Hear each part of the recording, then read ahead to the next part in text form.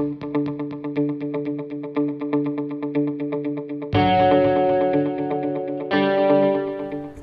Students, আজকে আমরা diamagnetic এবং প্যারাম্যাগনেটিক এই জিনিসটা পড়ব। আরও কয়েকটা এরকম টার্ম আছে যেগুলো হলো ফেরোম্যাগনেটিক, অ্যান্টি ফেরোম্যাগনেটিক, ফেরিম্যাগনেটিক, সেগুলো আমরা আলাদা করে পড়ব। আজকে শুধু আমরা এই ডায়াম্যাগনেটিক এবং প্যারাম্যাগনেটিক এই দুটো জিনিসে কনসেন্ট্রেট করব। ডেফিনিশনগুলো আগে দেখে নিই। ডায়াম্যাগনেটিক হচ্ছে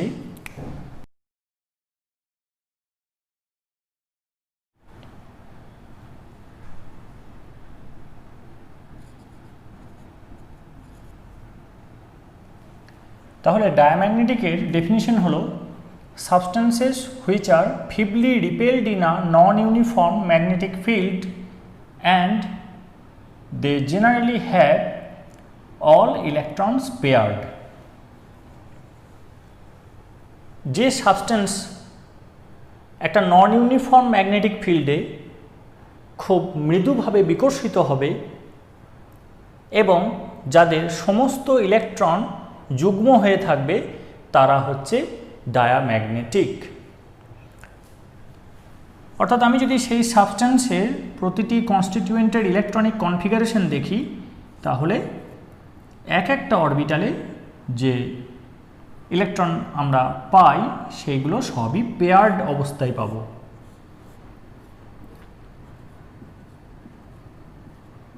এরকম থাকবে না, সব থাকবে paired.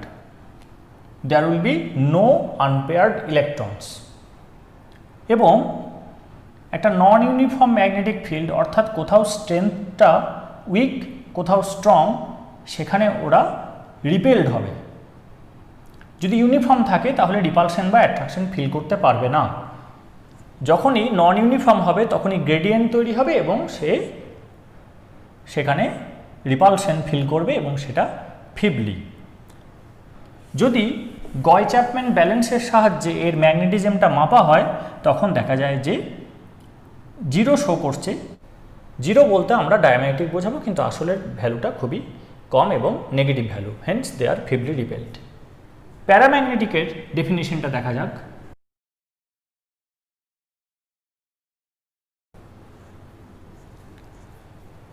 Substances which are attracted in a non uniform magnetic field, এটা বারবার ভুলে যাচ্ছি, না লিখলেও এটা অসুবিধা নেই। তাহলে substances which are attracted in a non uniform magnetic field and contain at least one unpaired electron are said to be paramagnetic. অর্থাৎ এখানে মিনিমাম একটা আনপেয়ার্ড ইলেকট্রন থাকতে হবে, দুটো থাকতে পারে, তিনটে থাকতে পারে, কিন্তু একটা আনপেয়ার্ড ইলেকট্রন থাকতেই হবে। তারা দেখা যায় যে একটা নন ইউনিফর্ম ম্যাগনেটিক ফিল্ডে তারা অ্যাট্রাক্টেড হচ্ছে, কিন্তু অ্যাট্রাকশনটা এর মতো ফিবল নয়, কম নয়, আবার খুব স্ট্রংও নয়। যে সাবস্টেন্স স্ট্রংলি অ্যাট্রাক্টেড হবে এবং যাদেরকে পার্মানেন্ট ম্যাগনেটে কনভার্ট করা যায় তারা কিন্তু প্যারাম্যাগনেটিক নয়, তারা হচ্ছে ফেরোম্যাগনেটিক। আমি এটা নিয়ে পরে আলোচনা করব। তাহলে আনপেয়ার্ড ইলেকট্রন থাকবে না, সমস্ত ইলেকট্রন পেয়ার্ড হবে, দ্যাট উইল বি ডায়াম্যাগনেটিক। ন্যূনতম একটি অযুগ্ম ইলেকট্রন থাকবে, it must contain at least one unpaired electron. It may contain more than one unpaired electron, no problem, that will also be paramagnetic. এবার Gouy Chapman ব্যালেন্সে যখন আমি এর ম্যাগনেটিক মোমেন্টটা মাপবো তখন দেখা যায় এটা গ্রেটার দ্যান জিরো ভ্যালু। কি হয় না, আমরা যদি একটা ম্যাগনেটিক সাবস্টেন্স নিই এবং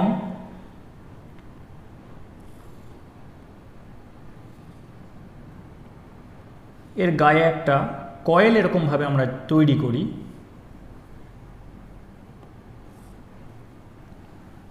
তাহলে এই দিকে যদি আমি ইলেকট্রন পাঠাই, অর্থাৎ এই দিকে যদি কারেন্ট পাঠাই, এটা কনভেনশন, যেদিকে ইলেকট্রন যায় তার অপোজিট ডিরেকশনে কারেন্ট ফ্লো করবে।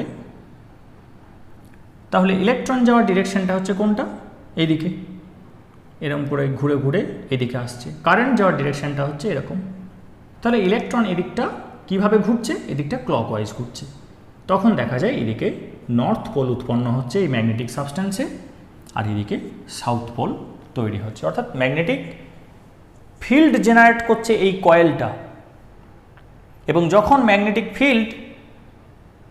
ফিল্ডের লাইন এই ম্যাগনেটিক সাবস্ট্যান্স অর্থাৎ যেটা ফেরোম্যাগনেটিক সাবস্ট্যান্স সেটা দিয়ে পাস করছে, তখন এর যে টিনি ম্যাগনেট অর্থাৎ যেটা ম্যাগনেটিক কম্পোনেন্ট তারা এই দিকে অ্যালাইনড হয়ে যাচ্ছে, ফলে কালেকটিভলি আমরা এদিকে নর্থ পোল পাচ্ছি, এদিকে সাউথ পোল পাচ্ছি। তাহলে ইলেকট্রনটা যদি এইদিকে ক্লকওয়াইজ ঘোরে তাহলে এদিকে নর্থ পোল পাওয়া যাচ্ছে, অর্থাৎ কারেন্টটা যদি অ্যান্টি ক্লকওয়াইজ ঘোরে তাহলে নর্থ পোল পাওয়া যাবে। এই ম্যাগনেটিক ফিল্ডটাকে আমরা এইভাবে ডিরেকশন দিচ্ছি, একটা ক্রসড অ্যারো দিয়ে ডিরেকশন দিচ্ছি। এটা মুভমেন্টকে ইঙ্গিত দিচ্ছে, অর্থাৎ এটা অ্যাকশন একটা ডিস্টেন্স পারফর্ম করতে পারে। তাহলে একটা ম্যাগনেটিক মোমেন্ট তৈরি হলো। যখনই একটা ইলেকট্রন একটা কয়েলে ঘুরছে তখন সে একটা ভেক্টর তৈরি করছে, একটা ফিল্ড ভেক্টর তৈরি করছে, সেটা হচ্ছে ম্যাগনেটিক মোমেন্ট। তাহলে যখন একটা অরবিটে ইলেকট্রন ঘুরবে, এটা নিউক্লিয়াস, এর চারপাশে যে অরবিটটা আছে সেখানে যখন ইলেকট্রনটা রিভলভ করবে তখন এ তো বহুবার এটাকে রিভলভ করবে পার সেকেন্ড। কী করে বের করা যায়? আমরা ইলেকট্রনের ভেলোসিটি অ্যাটমিক স্ট্রাকচারে বের করা শিখেছি। যদি এটা সিঙ্গেল ইলেকট্রন সিস্টেম হয় তাহলে ইলেকট্রনের ভেলোসিটি হচ্ছে Vn(z) equals to V1h into z/n, যেখানে V1h হচ্ছে velocity of the electron in the first Bohr orbit of hydrogen atom. সেটার ভ্যালুটা খুব সহজেই ক্যালকুলেট করে দেখানো যায়, সেটা হচ্ছে যে 1/137th part of that of velocity of light into z/n, that is it is multiplied by atomic number, that is more the number of protons, more will be the attraction, more will be the velocity, and it is divided by the shell in which the electron is revolving, that is more the distance from the nucleus, less will be the attraction, so less will be the velocity. তাহলে আমরা ইলেকট্রনের velocity এইভাবে calculate করে নিতে পারি। যদি many electron system হয় সেক্ষেত্রে এই ফর্মুলাটা কাজ করবে না, সেক্ষেত্রে আমাকে অন্য মেথডে বার করতে হবে, কারণ এটা বোরের ফর্মুলা দিয়ে বের করা হয়েছে। বোরের ফর্মুলায় ইলেকট্রন রিপালশনকে কনসিডার করা হয়নি। এখন 1 সেকেন্ডে ইলেকট্রন কতটা দূরত্ব যায় সেটা আমরা বের করে নিতে পারলাম, ভেলোসিটি জানলেই তো সেটা জানা হলো। আর এটা সারকামফারেন্স বের করে নিলাম। তাহলে এই 1 সেকেন্ডে কতটা যায় সেটাকে যদি এই সারকামফারেন্স দিয়ে ডিভাইড করে দিই তাহলে 1 সেকেন্ডে কতবার ঘুরবে সেটা পেয়ে যাব। এখন 1 সেকেন্ডে যদিও আমি ধরে নিচ্ছি 100 বার ঘোরে, কবার ঘুরবে সেটা ওইভাবে পাওয়া যাবে। 1 সেকেন্ডে যদি 100 বার ঘুরে তাহলে আমি বলতে পারি না যে কোনো একটা ক্রস সেকশন দিয়ে 100টা ইলেকট্রন যাচ্ছে পার সেকেন্ড। একটা ইলেকট্রনে 100 রেভলিউশন এক্সিকিউট করছে ইন 1 সেকেন্ড, অর্থাৎ আমি বলতে পারি যে 1 সেকেন্ডে একটা ক্রস সেকশন দিয়ে 100টা ইলেকট্রন পেরিয়ে গেল, তাহলে that will produce a current. তাহলে এদিকে যদি ইলেকট্রন যায় তাহলে এদিকে কারেন্ট তৈরি হবে। অর্থাৎ এটা একটা মাইক্রো সলিনয়েড, টিনি সলিনয়েডের মতো কাজ করছে। তাহলে ইলেকট্রন যদি এদিকে যায় তাহলে আমি যদি ওপর থেকে দেখি তাহলে এটা ক্লকওয়াইজ ডিরেকশন হচ্ছে, so a moment will be generated that will pass through the center, এটাকে আমরা বলছি মিউ, অর্থাৎ এদিকে নর্থ পোল হবে, এদিকে সাউথ পোল হবে। এটার ভ্যালুটা খুব কম হবে কারণ ইলেকট্রনটা এখানে কম সংখ্যক ট্রাভেল করবে। যদি আমরা একটা ম্যাক্রোস্কোপিক একটা বড় সলিনয়েড নিই, সেখানে ইলেকট্রন সংখ্যা প্রচুর, সেখানে আমরা কারেন্টটা বেশি ইউজ করছি, ফলে আর এই এরিয়াটাও বড়, কারণ অ্যাম্পিয়ারের ল অনুযায়ী এই এরিয়াটাকে দিয়ে কারেন্টকে গুণ করতে হয়, দ্যাট গিভস দ্য মোমেন্ট। চৌম্বক ভ্রামকটা কি করে পাওয়া যায়? অ্যাম্পিয়ারের রুল অনুযায়ী area of the coil, here in this case it will be the area of the orbit, the cross section of the orbit, and it will be multiplied by the current. ওখানে macroscopic বডির ক্ষেত্রে এরিয়াটা microscopic থাকে না, বড় হয় এরিয়াটা কয়েলের, কারেন্টটাও বেশি থাকে, ফলে সেখানে ম্যাগনেটিক ফিল্ডটা হিউজ ভ্যালু থাকে। এখানে খুব কম ভ্যালু হবে, it will be tiny in nature. এইটাকেই আমরা টিনি ম্যাগনেট বলে চিনি এবং ছোটোবেলায় পড়েছি, যেগুলোকে এক্সটার্নাল ফিল্ড দিয়ে অ্যালাইন করে আমরা একটা ম্যাগনেটিক সাবস্টেন্সকে ম্যাগনেটে কনভার্ট করেছিলাম ছোটোবেলায়। তাহলে এইটা হচ্ছে একটা আনপেয়ার্ড ইলেকট্রন যদি থাকে, তাহলে তার orbital magnetic moment that will B denoted as mu L. এর পাশাপাশি একটা ইলেকট্রন কি করে? তার নিজের চারদিকে ঘোরে। It spins about its axis while revolving around the nucleus. কিন্তু এই স্পিন কোন দিকে সেটা আমি দেখাবো না, কারণ দেখানো যায় না। অনেক বইয়ে করে দেয় ক্লকওয়াইজ, অ্যান্টি ক্লকওয়াইজ, কিন্তু স্পিনের কোনো ক্লাসিক্যাল অ্যানালগ নেই। তাই হাইড্রোজেন অ্যাটমের যে কোয়ান্টাম মেকানিক্যাল ডেরিভেশন, সেখান থেকে স্পিন কোয়ান্টাম নাম্বার অ্যারাইজ করে না, সেটাকে এক্সপেরিমেন্টালি বের করতে হয়েছে। তাহলে আমি এরকম clockwise rotation of electron around its own Axis বা অ্যান্টি ক্লকওয়াইজ রোটেশন, এটা আমি দেখাবো না। কিন্তু একটা ইলেকট্রন যেদিকে ঘোরে, ওই অরবিটালে থাকা অপর ইলেকট্রনটা কিন্তু অপোজিট ডিরেকশনে ঘোরে। যদি প্রথমটা ক্লকওয়াইজ হয়, তাহলে পরেরটা কিন্তু অ্যান্টি ক্লকওয়াইজ হবে, কিন্তু প্রথমটা কোন দিকে হবে সেটা কেউ বলতে পারে না, বললে ভুল হয়ে যাবে। এটা যদি একটা অরবিটাল হয়, তাহলে আমরা জেনেছি যে an orbital can maximum accommodate 2 electrons.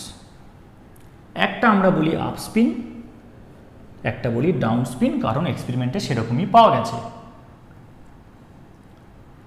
এবং ফার্দার যে কোয়ান্টাম মেকানিক্যাল ক্যালকুলেশন হয়েছে সেটা এটাকে সাপোর্ট করেছে। তাহলে এই যে আপ স্পিন, এটা with respect to electric field, down spin এটাও তাই। একটা অরবিটালে একটা ইলেকট্রন যদি আপ স্পিন হয়, তাহলে তার সঙ্গে যে রয়েছে সে কিন্তু আর আপ স্পিন হবে না, সে ডাউন স্পিন হবে।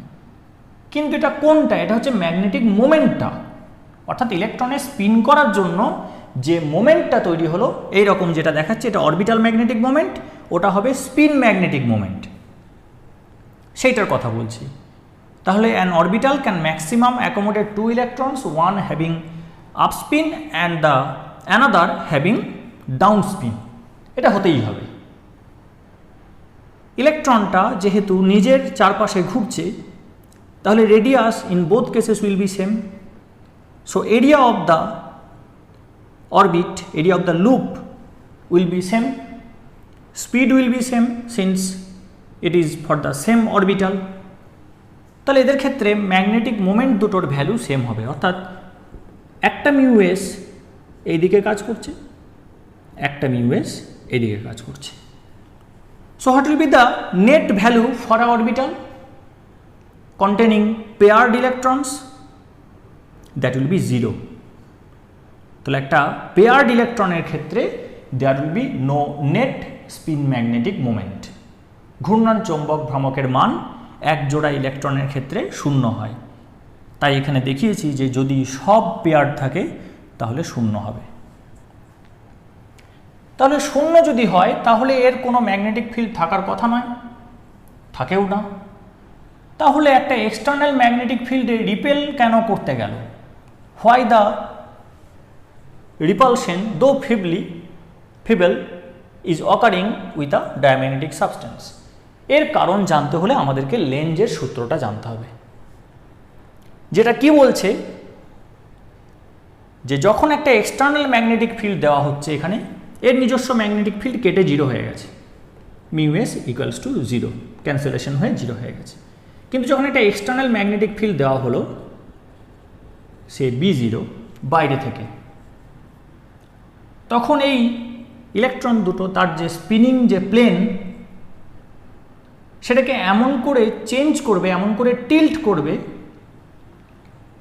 যাতে করে এই দুটো আর কেটে 0 না হয়।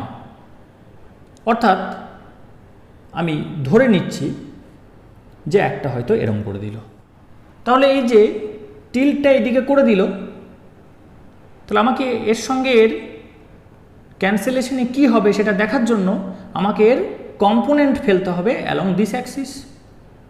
কম্পোনেন্ট হবে cos থিটা, থিটার value less than 90, greater than 0, so it will be less than 1, তাহলে এর ভ্যালুটা ফল করে যাবে। তাহলে এর ভ্যালু যদি ফল করে যায়, ম্যাগনিটিউডটা যদি কমে যায়, তাহলে এখন কাটাকুটি হয়ে কি হবে? এখন এই দুটোর কাটাকুটি হয়ে আর কিন্তু 0 হলো না, নেট এই সবটার নেট একটা খুব অল্প ভ্যালু এইদিকে পড়ে রইল। এটা লেঞ্জেস ল, এটা inherent for every substance having all electrons paired. তাহলে যদি এই দিকে এরকম পড়ে থাকে তাহলে সেটা কি হলো? এক্সটার্নাল ফিল্ডের অপোজিট। তাহলে সাবস্টেন্সটা কি হবে? একটা অপোজিট ফিল্ড তৈরি করলো with respect to the external magnetic field. Opposite হয়ে গেলে কি হবে? That will be responsible for repulsion. এবং যেহেতু এটা কাটাকুটি করে তৈরি হয়েছে, so is value, is magnitude will be very less, খুব কম হবে। তাই রিপালশনটা হবে feeble repulsion, very weak repulsion. বোঝা গেল? তাহলে পেয়ার্ড হলে অ্যাট্রাক্টেড হবে না, কারণ নেট হচ্ছে 0। তাহলে রিপেল করবে কেন না? লেঞ্জের সূত্র অনুযায়ী তাদের রোটেশনাল প্লেনকে এমন করে টিল্ট করবে যাতে করে এক্সটার্নাল ফিল্ডকেও অপোজ করতে পারে। কিন্তু এই অপোজ করাটা কাটাকুটি হয়ে তৈরি হবে। পুরোপুরি ওরিয়েন্টেশন এটাকে যদি নিচের দিকে করে দিতে পারতো তাহলে এই দুটো অ্যাড হয়ে যেত, ভেক্টর সাম হয়ে যেত। কিন্তু এটা পাউলি's এক্সক্লুশন প্রিন্সিপালকে ভায়োলেট করছে, সেটা হবে না। ওই অবস্থায় থেকেই ও টিল্ট করবে খানিকটা, যাতে কাটাকুটি হয়ে একটুখানি নিচের দিকে পড়ে থাকে, তাতে ও এক্সটার্নাল ম্যাগনেটিক ফিল্ডকে অপোজ করতে পারবে। এটাই হচ্ছে ফিবলি রিপালশনের কারণ। এবার যখন প্যারাম্যাগনেটিক সাবস্টেন্স আসবে তখন সেখানে অ্যাটলিস্ট একটা আনপেয়ার্ড ইলেকট্রন আছে। তাহলে এরকম যদি একটা আনপেয়ার্ড ইলেকট্রন তার থাকে, তাহলে সে যে এক্সটার্নাল ম্যাগনেটিক ফিল্ড সেদিকে অ্যালাইন করবে, ফলে ইট will B attracted in a non uniform magnetic field. কারণ এর ক্ষেত্রে মিউএসটা 0 হচ্ছে না, এর মিউএসের ভ্যালু আছে, it is not equal to 0, তখন অ্যাট্রাক্টেড হবে। এবার কেউ প্রশ্ন করতে পারে যেটা প্যারাম্যাগনেটিকের ক্ষেত্রে শুধুই কি আনপেয়ার্ড ইলেকট্রন, তার কি পেয়ার্ড ইলেকট্রন নেই? অবশ্যই তার পেয়ার্ড ইলেকট্রন প্রচুর আছে, এবং সেই পেয়ার্ড ইলেকট্রনগুলো রিপালশন ফিল করে। কিন্তু সেই রিপালশনটা কি বললাম? ফিবেল রিপালশন। ফলে ওগুলোর জন্য ফিবেল রিপালশন তৈরি হয়, কিন্তু এর জন্য তার থেকে অনেক বেশি মানের অ্যাট্রাকশন তৈরি হয়। কাটাকুটি করে দেখা যায় এই ডোমিনেট করছে, ফলে ওভারঅল কিন্তু অ্যাট্রাকশন দেখা যায়।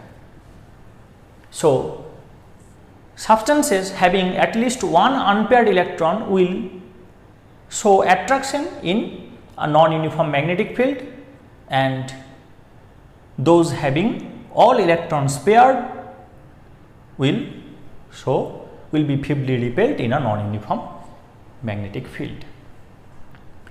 আমাদের কাজ হবে যে একটা সাবস্টেন্সকে স্টাডি করে দেখে বের করা যে ওর মধ্যে আনপেয়ার্ড ইলেকট্রন আছে না নেই। যদি না থাকে তাহলে সেটা ডায়াম্যাগনেটিক, যদি থাকে তাহলে প্যারাম্যাগনেটিক। তারপর দেখতে হবে থাকলে কটা আছে, অর্থাৎ more the number of unpaired electrons, more will be the extent of paramagnetism. Orbital magnetic মোমেন্টের ফর্মুলা হলো, কিভাবে আসছে সেটা পরে পড়াবো।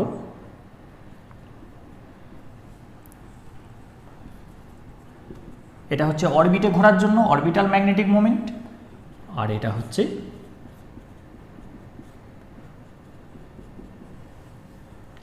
স্পিনের জন্য, এটা স্পিন ম্যাগনেটিক মোমেন্ট। তাহলে এটা হলো 2 ইন্টু √s ইন্টু s+1। ঠিক আছে, এবার আনপেয়ার্ড ইলেকট্রন এখানে একটাও নেই, সব পেয়ার্ড। তাহলে একটাও যদি আনপেয়ার্ড ইলেকট্রন না থাকে তাহলে টোটাল স্পিনের ভ্যালু কত হবে? 0 হবে, সো ইট উইল বি 0। কিন্তু এটার ক্ষেত্রে কি হবে? যদি একটা আনপেয়ার্ড ইলেকট্রন থাকে তাহলে আমি একটা ডি সাব অরবিট নিচ্ছি।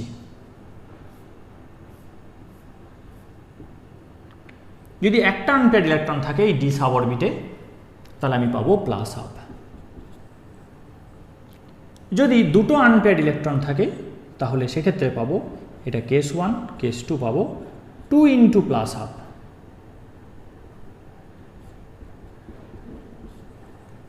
অর্থাৎ 1, এটা হাফ। যদি তিনটে আনপেয়ার্ড ইলেকট্রন থাকে তাহলে পাবো 3 ইন্টু প্লাস হাফ, অর্থাৎ 3/2। এগুলো কিসের ভ্যালু? এগুলো এস এর ভ্যালু।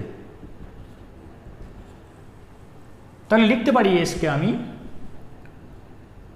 1 ইন্টু হাফ, যেভাবে লিখেছি এসকে লিখতে পারি, এটা এখানে 1 ইন্টু হাফ লিখতে পারি, এখানে 2 ইন্টু প্লাস হাফ, এখানে 3 ইন্টু প্লাস হাফ।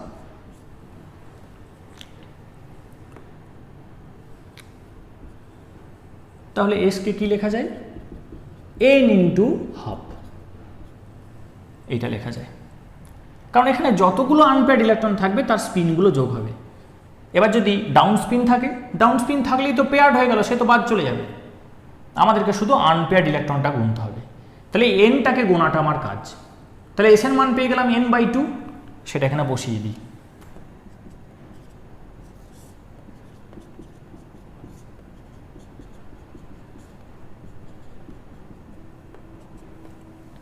এটা এলসিএম করলে হবে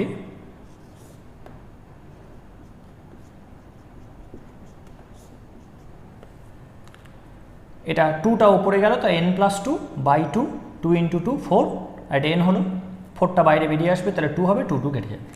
তাহলে এটা দাঁড়ালো কি? Or spin magnetic moment equal to √n into n+2 bm। অর্থাৎ কাজটা সহজ হয়ে গেল। এর ক্ষেত্রে তো 0 হলো, কিন্তু প্যারাম্যাগনেটিকের ক্ষেত্রে we have to count the number of unpaired electrons only. Unpaired electron count করার পর জাস্ট এখানে বসিয়ে দিলেই আমি মিউ এর ভ্যালুটা পেয়ে যাব। জয়েন্ট এন্ট্রান্স 1991-এ একটা প্রবলেম এসেছিল, সেটা এখন করাবো এটাকে বোঝার জন্য। সেটাতে একসঙ্গে হাইব্রিডাইজেশনও হয়ে যাবে, কমপ্লেক্স সম্পর্কেও আইডিয়া আসবে, প্লাস ডায়াম্যাগনেটিক প্যারাম্যাগনেটিকটাও বোঝা যাবে। কোশ্চেনটা ছিল নিচের কোনটি ডায়াম্যাগনেটিক ও প্যারাম্যাগনেটিক সেটা বলো। 3টে পার্ট ছিল, 2টো পার্ট করিয়ে দেবো, একটা পার্ট হোমওয়ার্ক থাকবে।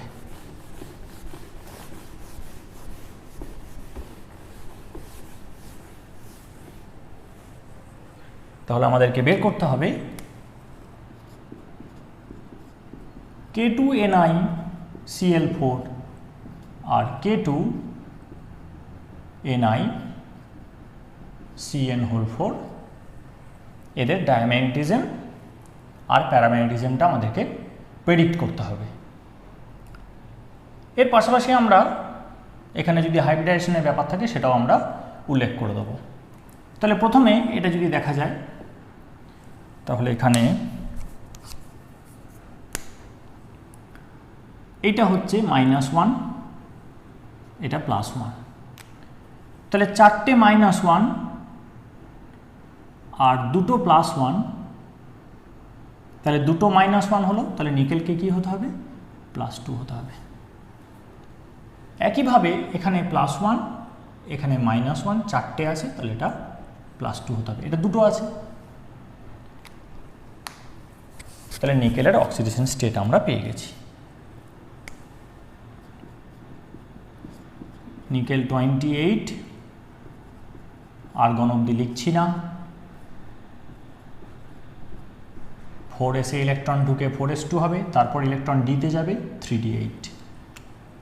তাহলে আর্গন হচ্ছে 1s2 2s2 2p6 3s2 3p6, তারপর 4s2, তারপর 3d8। 18 আর 2 20, 20 আর 8 28 নিকেল। তাহলে যখন নিকেল 2+ হবে তখন কি হবে? 28 - 2,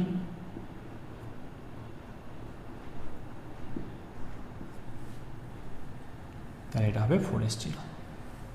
ঢুকবে আব্বাও প্রিন্সিপাল অনুযায়ী, কিন্তু বেরোবে এক্সপোজড অরবিটাল থেকে, 4s থেকে বেরোবে। তাহলে আমার হাতে রয়েছে 3d 4s 4p 4d 4f, এতগুলো অরবিটাল আমার হাতে রয়েছে, কিন্তু লাগবে কটা? 4টে। এখানে যে আমি থার্ড ব্র্যাকেট দিয়েছি এটার মানে হলো এটা কমপ্লেক্স পার্ট, অর্থাৎ এটা একটা ইউনিট হয়ে জলের মধ্যে ঘুরে বেড়ায়, আর এটা হচ্ছে আয়োনাইজেশন পার্ট, এইটা আলাদা হয়ে থাকবে। আর যদি জলে নাও দিই, যদি আমি সলিড ফর্মেই রাখি, তাহলে এটা গোটাটা অ্যানায়ন হিসেবে ট্রিট হবে, এটা ক্যাটায়ন হিসেবে ট্রিট হবে। এর অংশগুলো কিন্তু বাইরে খুলে বেরিয়ে আসবে না, hence the name is complex salt. তাহলে এটা তৈরি হয়েছে কিভাবে? এর সাথে কোঅর্ডিনেট কোভ্যালেন্ট বন্ডিং হয়েছে বিটুইন লিগ্যান্ড অ্যান্ড মেটাল। এখানে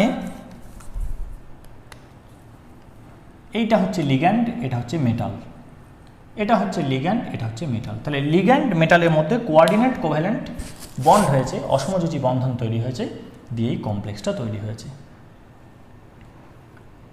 তাহলে প্রথমে যদি এইটা করি, এটাকে আমি 1 নম্বর বলছি, তাহলে Cl- is a weak ligand.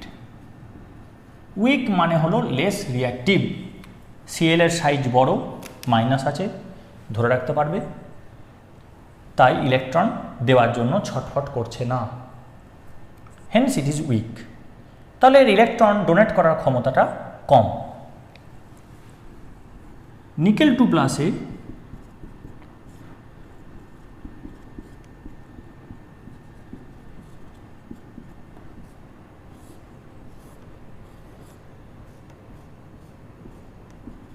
এটা 3d, এটা 4s, এটা 4p। এইগুলো হচ্ছে নিকেলের ইলেকট্রন, 1 2 3 4 5 6 7 8। যখন Cl- আসেনি তখন দুটো আনপেয়ার্ড ইলেকট্রন রয়েছে।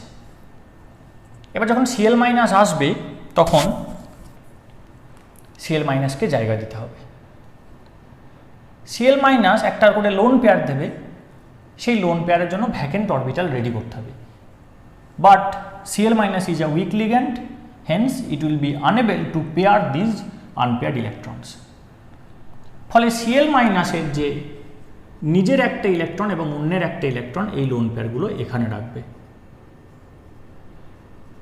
4টে Cl- 4টে লোন পেয়ার এখানে প্লেস করলো, হাইব্রিডাইজেশন হলো sp3। হাইব্রিডাইজেশন হলো sp3। তাহলে আমি নিকেলকে এই কম্পাউন্ডটাতে যদি সেন্ট্রাল মেটাল আয়ন ধরি, তাহলে Cl- এদিকে একটা প্লেস করেছে, এদিকে একটা প্লেস করেছে, এদিকে একটা প্লেস করেছে, আর এদিকে একটা প্লেস করেছে। So the configuration is tetrahedral. তাহলে এটা দুটো প্লাস, 4টে মাইনাস আছে, তাহলে ওভারঅল দুটো মাইনাস হবে, তার জন্য দুটো K+ পাশে থাকতে হয়েছে চার্জ ব্যালেন্স করার জন্য। So the geometry and shape will be tetrahedral. এবারের μs কি হবে? What will be the value of the spin magnetic moment? এখানে বলেছিলাম just count the number of unpaired electrons. 2 পাওয়া যাচ্ছে, একটা দুটো। এইগুলো যে পেয়ার্ড ইলেকট্রন, তার জন্য ও ফিবলি রিপেলড হবে, কিন্তু এই আনপেয়ার্ডের জন্য তার থেকে অনেক বেশি হারে ওর অ্যাট্রাকশন হবে। ফলে ওভারঅল কি পাবো? ওভারঅল আমি অ্যাট্রাকশন পাবো এইটাকে বাদ দেওয়ার পরেও। তাহলে μs হবে √n × n + 2, so it will be 2 × 2 + 2 এটা 8, তাহলে এটা হচ্ছে 2√2, √2 মানে 1.414, so it will be √2 is 1.414, so it is 2.828 bm.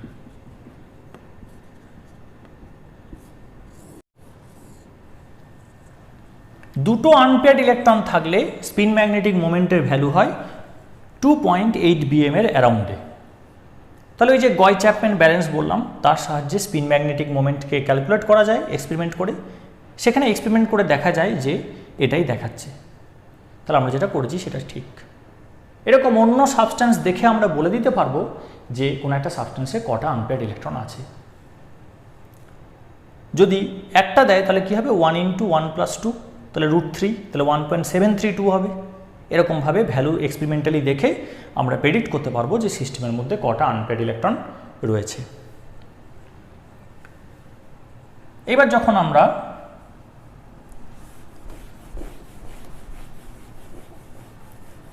সায়ানাইডটা নিচ্ছি,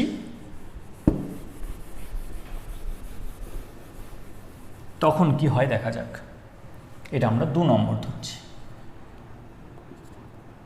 সেন্ট্রাল অ্যাটমটা তো একই আছে, সেন্ট্রাল আয়নটা। এবার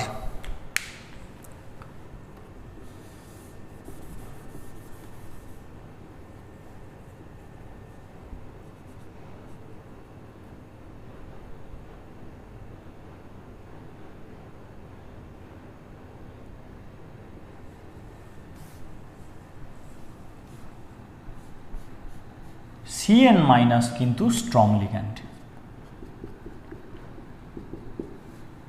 এখানে কার্বন হচ্ছে ছোট সাইজ, তার মাথায় মাইনাস থাকবে, এ রিঅ্যাক্টিভ, এ কিন্তু ইলেকট্রনগুলোকে পেয়ার করিয়ে দেবে। এই যে স্ট্রং লিগ্যান্ড হলে পেয়ার করিয়ে দেয়, উইক লিগ্যান্ড হলে পারে না, এটা কিন্তু ভ্যালেন্স বন্ড থিওরি থেকে এক্স্যাক্ট এক্সপ্লানেশন পাওয়া যায় না। এটা বেস্ট এক্সপ্লানেশন পাওয়া যায় ক্রিস্টাল ফিল্ড থিওরি ব্যবহার করে। So this pairing of electrons in presence of a strong ligand is not explained by VBT, and that is one of the limitation of valence bond theory. তাহলে cyanide যখন nickel 2+ এর সাথে complex করবে তখন কি হবে, তখন এই ইলেকট্রনটাকে তুলে এখানে পেয়ার করিয়ে দেবে। নিকেলের 8টা ইলেকট্রন ছিল ভ্যালেন্স শেলে, সেটা থাকবে। সায়ানাইড এসে কি করবে, এখানে এক জোড়া রাখবে। আমি সায়ানাইডে ধরে নিচ্ছি এইটা হচ্ছে একটা লোন পেয়ার, এখানে এক জোড়া, এখানে এক জোড়া, এখানে এক জোড়া। হাইব্রিডাইজেশন হলো DsP2। এই DsP2-তে কারা কারা আছে, S, Px, Py আর Dx² - y²। তাহলে পুরোটাই xy প্লেনে হবে, z অ্যাক্সিস তার কোনো রোল নেই। Dx² - y², S, Px and Py। তাহলে আমরা যেটা পাবো সেটা হচ্ছে cyanide, cyanide, cyanide and cyanide. 4টে কোঅর্ডিনেট কোভ্যালেন্ট বন্ড পাবো। এটা কিন্তু টেট্রাহেড্রাল হলো না, এটার জিওমেট্রি হলো স্কোয়ার প্লানার, বর্গীয় সমতলীয় হলো, কারণ জেড অ্যাক্সিসে থাকা কোনো অরবিটাল এখানে অংশগ্রহণ করেনি। এবার এর μs কি দেখা যাক। এটার জন্য বলেছি nটা দেখতে, nটা 0, there is no unpaired electrons here, all the electrons are paired। তাহলে μsটা কি হবে, √0 × 0 + 2, so it will be 0। তাহলে এর দুটো আনপেয়ার্ড ইলেকট্রন ছিল, তাহলে এটা μs not equal to 0 হয়েছে, so it will be attracted in the magnetic field, so structure 1 is paramagnetic, K2NiCl4 is paramagnetic। কিন্তু এটা কি হবে, এটার সব ইলেকট্রনগুলো paired, so K2NiCl4 is, this one is diamagnetic, it will be feebly repelled in a magnetic field। বোঝা গেছে? Homework থাকবে, homework হচ্ছে 1 NiCO হোল 4।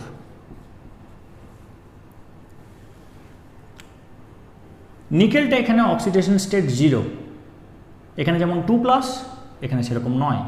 আর কার্বন মনোক্সাইড হচ্ছে স্ট্রং লিগ্যান্ড কিন্তু নিউট্রাল, অর্থাৎ মাইনাস নেই প্লাসও নেই। তাহলে carbon monoxide is a strong neutral ligand, আর নিকেল এখানে 0 অক্সিডেশন স্টেটে রয়েছে, অর্থাৎ নিউট্রাল অবস্থায় রয়েছে। 2 নম্বর হচ্ছে কার্বন মনোক্সাইড, বা কার্বন মনোক্সাইডটা আগে করে তারপরে এটা করাটাই বেটার। এদের কি দরকার? এদের হাইব্রিডাইজেশনগুলো দরকার, যেখানে প্রয়োজন, সবার বের করার দরকার নেই। আমি যেরকম এখানে করলাম, শেপ সম্পর্কে একটু আইডিয়া দিতে হবে, শেপ বা জিওমেট্রি। আর ডায়া না প্যারা সেটা বলতে হবে, এইটা না এটা, এই দুটো কম্পাউন্ডই 1 এবং 2। যদি ডায়া হয় তাহলে তো মিটে গেল, প্যারা হলে তার ভ্যালুটা বের করে দেখাতে হবে, অর্থাৎ বলতে হবে কটা আনপেয়ার্ড ইলেকট্রন আছে। কার্বন মনোক্সাইডের যে স্ট্রাকচারটা সেটা আমি একটু হেল্প করে দেবো, এটা একটু কঠিন আছে। কমেন্ট সেকশনে গিয়ে একটা লিঙ্ক দেখতে পাবি, সেই লিঙ্কে গিয়ে ক্লিক করলে, বা ডেসক্রিপশন বক্সে দিয়ে দেবো, সেই লিঙ্কে ক্লিক করলে এটার PDF ফাইলটা খুলে যাবে। সেখান থেকে কার্বন মনোক্সাইড সম্পর্কে আইডিয়া পাওয়া যাবে, দ্যাট উইল গাইড ইউ। তাহলে এই দুটো কম্পাউন্ডের হাইব্রিডাইজেশন শেপ, এটার আমি হাইব্রিডাইজেশন শেপ বলে দেবো, সেটা ডায়া হবে না প্যারা হবে সেটা বলতে হবে। কমেন্ট সেকশনে অ্যান্সারটা পোস্ট করবি, ঠিক আছে? নেক্সট আমরা শুরু করব ডাইপোল মোমেন্ট। Thank you.